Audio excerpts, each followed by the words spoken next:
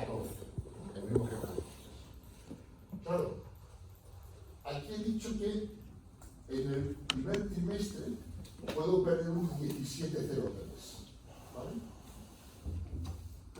Pero hay quien dice, ojo, si puedo perder un 17,03, en realidad lo que puedo estar perdiendo es un 23,03, porque también dejo de ganar ese 6% que esperaba ganar.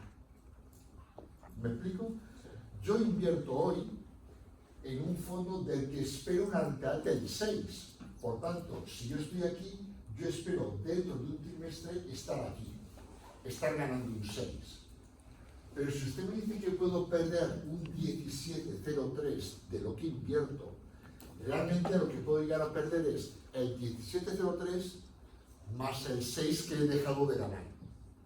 Con lo cual, hay analistas que consideran que la pérdida sería del 23,03, pero aquí ya tenemos que hablar respecto del beneficio esperado. Por eso hay dos concepciones del value at risk. El value at risk respecto del patrimonio o respecto del capital invertido, y el value at risk sobre el beneficio esperado. Porque todo depende de cómo entendamos la pérdida. Cuando hablamos de perder, ¿qué es? Pérdida de lo que yo saco de mi bolsillo o pérdida respecto de lo que espero ganar. Y son las dos concepciones. Supongo que entendéis que desde el punto de vista comercial, la que venís publicada es la de abajo, porque la de arriba me estás dando más pérdida. Digamos. Estás incluyendo que lo que esperas ganar puede que no lo ganes. Pero bueno, podéis encontrar las dos. ¿Cómo se calcula ese value at risk sobre el beneficio esperado? Pues daos cuenta que la única diferencia que hay entre ellos es la rentabilidad esperada. Por eso, el value at risk sobre el beneficio esperado o rentabilidad esperada sencillamente es el múltiplo de la volatilidad. En lugar de esta, esto es el par sobre patrimonio o capital invertido, y sencillamente el K por la volatilidad es el par sobre beneficio esperado. Los dos miden pérdidas, pero sobre valores diferentes. Es decir, mientras el primero, gráficamente, este value at risk, ¿veis? Mide lo que puedo perder respecto de cero, este otro mide lo que puedo perder respecto del beneficio esperado. Y la única diferencia es la rentabilidad esperada. Bueno, por tanto, esto lo había hecho un trimestre. ¿Qué pasa si lo hago a 4 años? A 4 años se me había dicho que la pérdida sobre el patrimonio no existe. Y que no voy a perder dinero de mi bolsillo. Pero si lo hago respecto al beneficio esperado, como esperaba una rentabilidad del 96, ¿veis? Aquí yo esperaba ganar en 4 años un 96.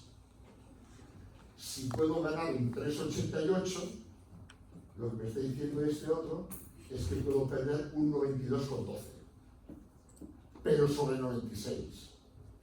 Sobre lo que usted quiera ganar, que es el 96, puede perder un 92,12. Pero entonces respecto de mi capital o de mi patrimonio no perdería.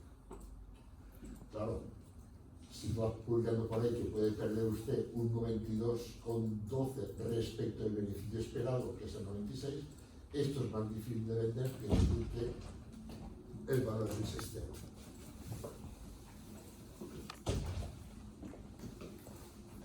¿Queda claro esto? Hay otras formas de calcular el valor risk. Aquí estoy haciendo, digamos, el método sencillo, que es presupone que es una ley normal. Pero hay otros métodos, se llama el VAR no paramétrico por simulación histórica, por simulación de Monte Carlo, que presuponen que las entidades no siguen leyes normales. Entonces ya se calcularía de otra manera. Pero a priori ya en el curso aquí con que entendáis pero que sepáis que tiene otras alternativas de cálculo del valor risk. ¿Vale?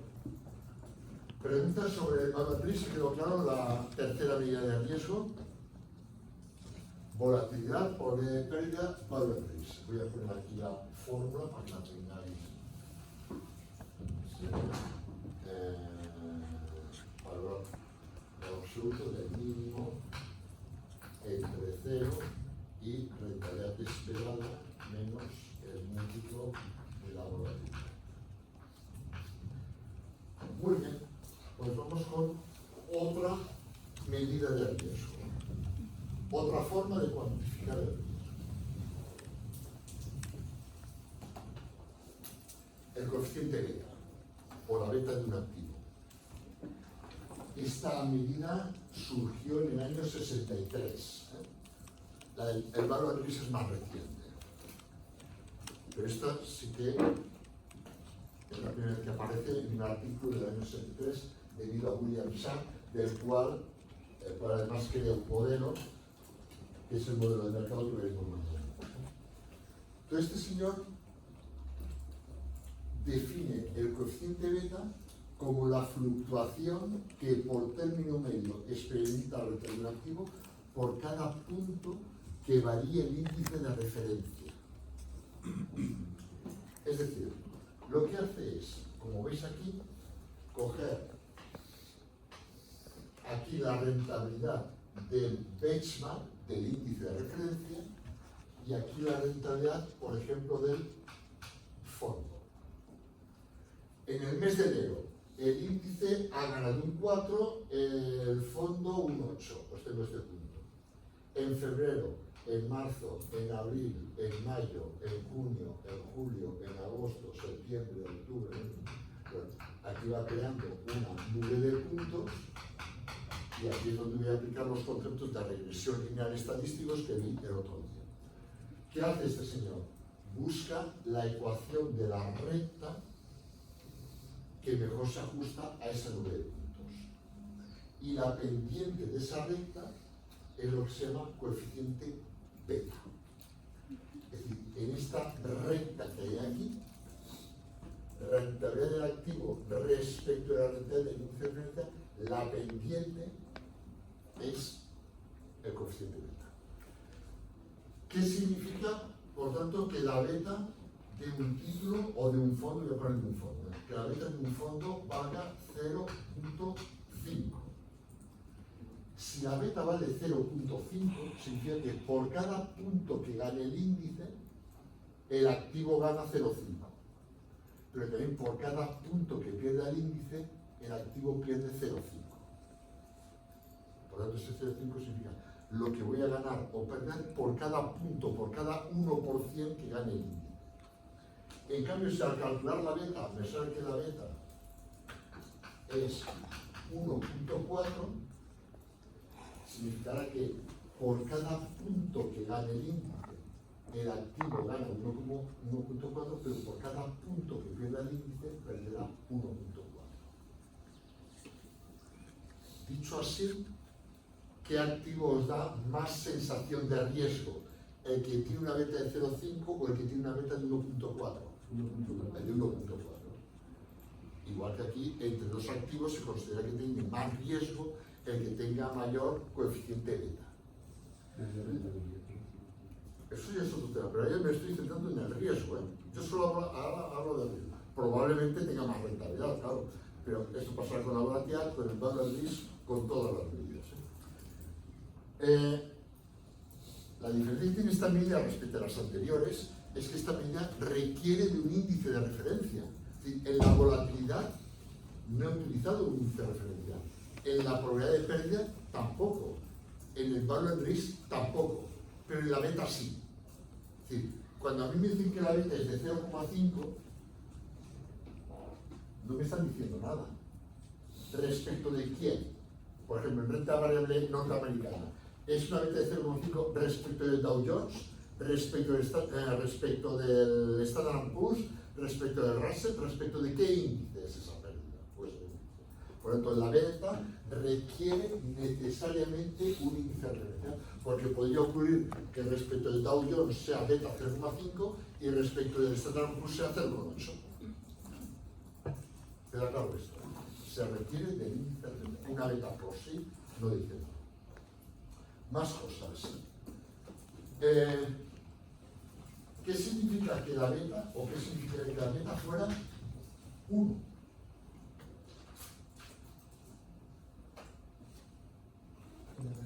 la misma proporción que el índice. Independientemente del mercado es indiferente.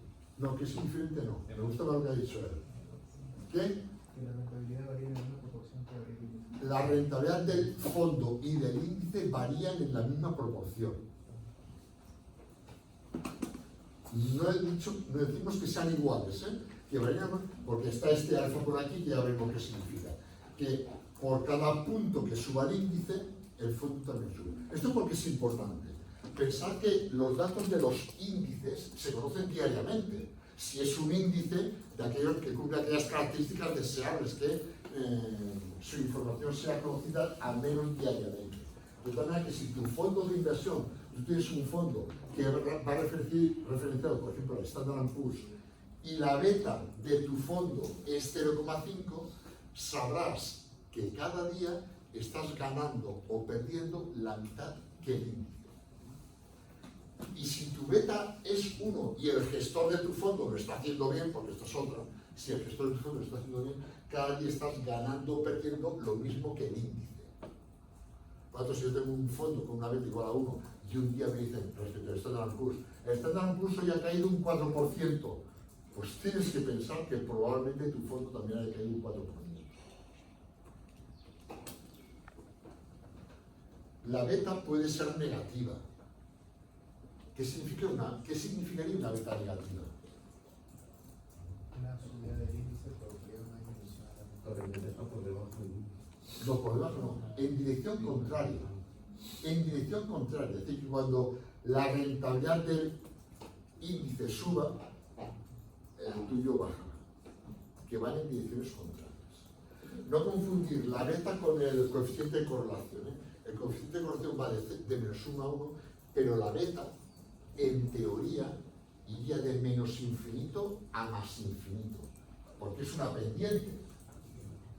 Ahora, en la práctica, salvo que sea algún fondo apalancado, es muy difícil ver betas que estén por encima de 2 o por debajo de menos 2. Es difícil, pero no es imposible.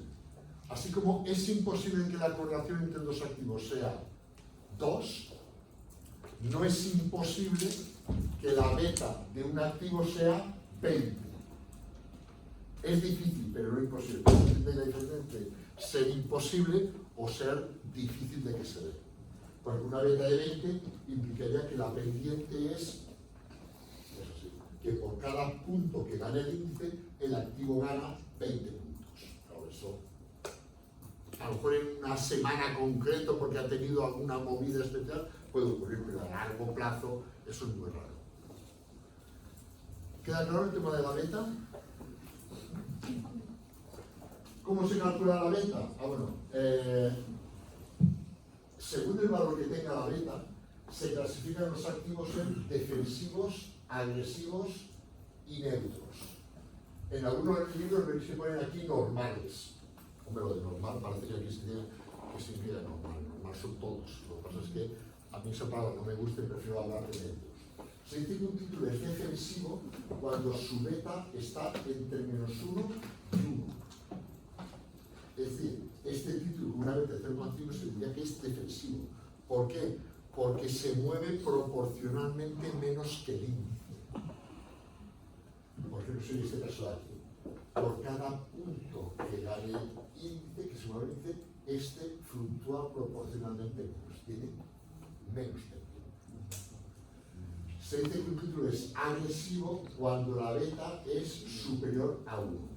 Por cada punto que varía el índice, este varía proporcionalmente más. Y se dice que el título es neutro cuando la beta es 1 o menos 1. O sea, esto puede ser en la misma dirección o en dirección contraria. Me muevo proporcionalmente más que el índice, en la misma dirección o en dirección contraria.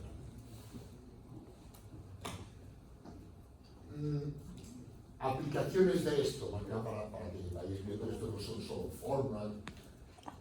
Un día sois los gestores haciendo gestión activa de un fondo de renta variable norteamericano referenciado al Standard & Poor's.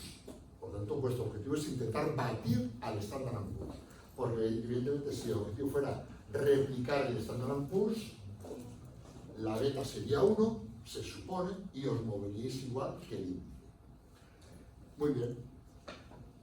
Si vosotros ahora creéis que para el próximo año el Standard & Poor's va a perder dinero, o sea, va a tener rentabilidad negativa, claro, si fuerais particulares, os desharíais de todo lo que tendría que ver con el Standard & Poor's. Pero si sois los gestores de un fondo, vosotros no podéis vender los activos, cuando los venden los partícipes si quieren.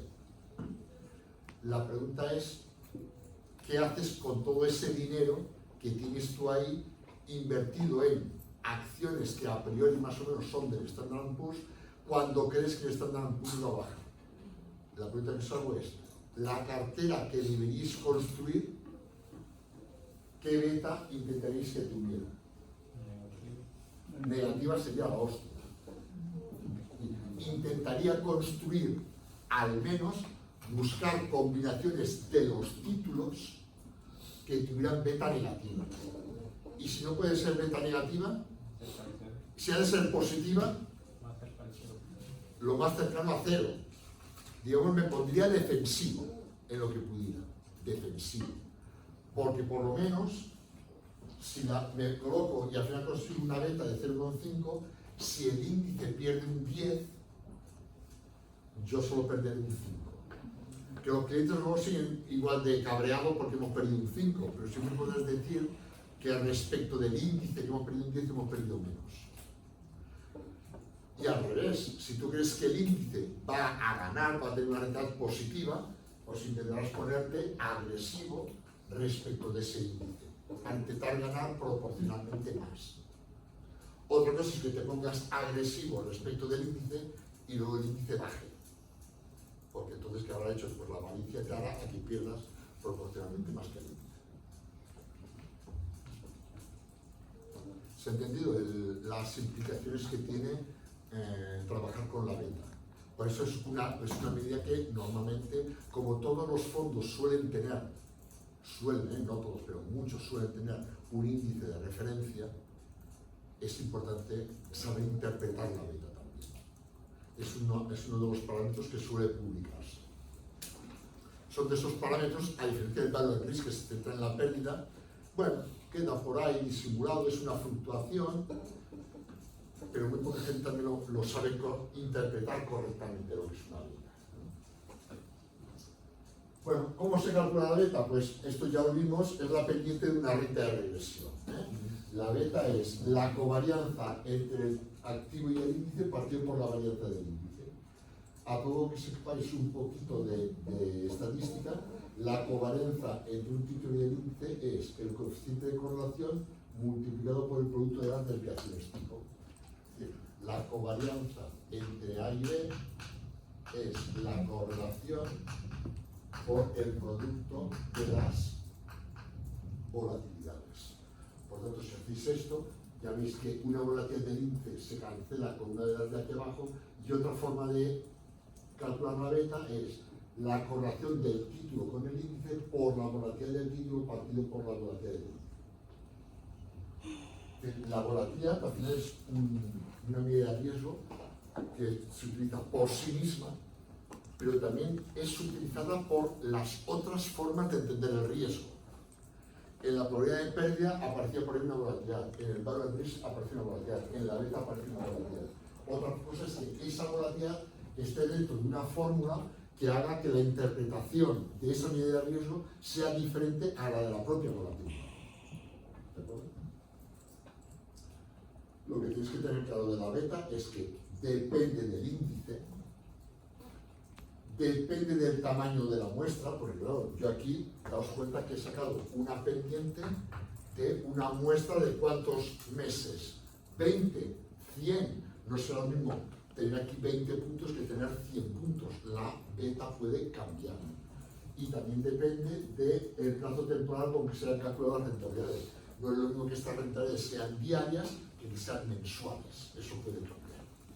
Por eso, para interpretar adecuadamente una beta, tendría que decirte a qué índice va a ser relacionado, en qué periodo se ha calculado y con qué rentabilidades.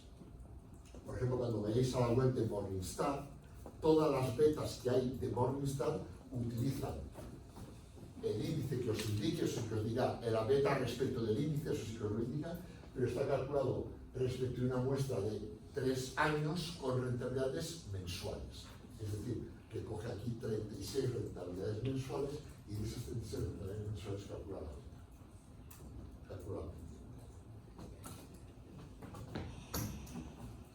Pues venga, a ver si el ejercicio sale bien. Si durante el último año y medio la volatilidad trimestral de Coca-Cola fue del 8.11 y la del Standard & Poor's fue un 6.24, siendo la correlación entre ambos de 0.614, son datos reales. Calcular la beta de las acciones de Coca-Cola respecto al Standard & Poor's en dicho periodo y clasificarlas. ¿Y cómo clasificaríamos las acciones de Coca-Cola durante el último año y medio si han tenido esa información? Os doy la volatilidad trimestral de Coca-Cola, la volatilidad trimestral del Standard & Poor's y la correlación que ha habido entre Coca-Cola y el Standard & Poor's. Pues venga, a ver qué coeficiente beta sale y cómo lo clasificaríais.